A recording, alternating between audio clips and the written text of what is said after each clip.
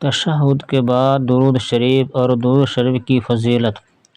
اللہم صلی علی محمد وعلی آل محمد۔ یا اللہ محمد صلی اللہ علیہ وسلم اور محمد صلی اللہ علیہ وسلم کی آل پر درود یعنی رحمت نازل فرما۔ کما صلیت علی ابراہیم وعلی آل ابراہیم، جس طرح تو نے ابراہیم علیہ السلام اور ابراہیم علیہ السلام کے آل پر درود نازل فرمایا۔ انک حمید مجید، بے شک تو تعریف والا اور بزرگ والا ہے۔ اللہ بارک علی محمد وعلی آل محمد۔ یا اللہ محمد صلی اللہ علیہ وسلم اور محمد صلی اللہ علیہ وسلم کے آل پر برکت نازل فرما۔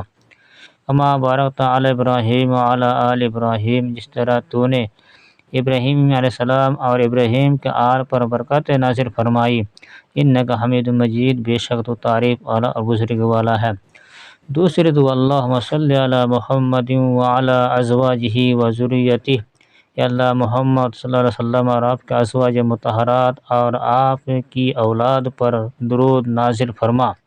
کما صلیت علی آل ابراہیم، جس طرح تو نے آل ابراہیم پر درود نازل فرمایا۔ وبارک علی محمد وعلی ازواجہ وذریتہ، اور محمد صلی اللہ علیہ وسلم پر اور آپ کے ازواج مطہرات پر اور آپ کی اولاد پر برکت نازل فرما۔ کما بارکت علی آل ابراہیم، جس طرح تو نے آل ابراہیم پر برکت نازل فرمائی۔ انک حمید مجید، بے شک تو تعریف والا اور بزرگ والا ہے۔ دیکھیے صحیح مسلم اور صحیح بخاری اور سنن ابی داؤد حوالہ۔ درود شریف کی فضیلت میں بہت ساری احادیث ہیں، لیکن میں یہاں صرف ایک حدیث پیش کرتا ہوں۔ عن عبداللہ بن عمرو بن العاص رضی اللہ عنہ ان النبی صلی اللہ علیہ وسلم قال من صلی علی صلاۃ صلی اللہ علیہ بها عشرا، رواہ مسلم، حدیث نمبر 384۔